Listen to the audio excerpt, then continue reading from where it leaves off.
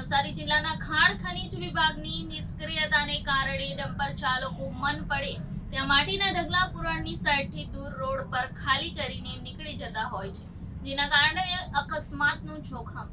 National હાઈવેને અડીને આવેલ વેસમા કાળા કાછા માયનોર નહેર પર વેસમાથી સડોદરા તરફ જતા માર્ગ પર હાઈવેથી અંદાજે 1 કિલોમીટરના અંતરે આવેલ ખાનગી સાઇટ પર પુરાણ માટે આવતા માટીના ડમ્પરો દ્વારા ખારી કરાયેલ માટીના ઢગલાથી લોકોનો જીવ જોખમમાં મુકાય છે. આ માર્ગ પરથી મુખ્યત્વે પલસાણા, કડોદરા, વેસમા તરફ આવતા લોકો દિવસ રાત પસાર થતા હોય છે, જેના કારણે રોડની એક તરફ પડેલ માટીના ઢગલાથી અકસ્માત સર્જાય તો નવાય નહીં.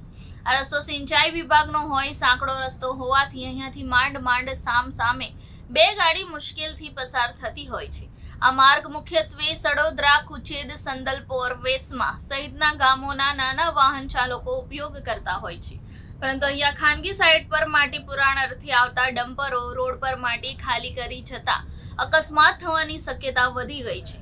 તો બીજી તરફ ખાણ ખનીજ વિભાગ પણ સક્રિયતા દાખવી આવી ડમ્પર ચાલકો વિરુદ્ધ કાર્યવાહી કરવી ખૂબ જરૂરી બની છે.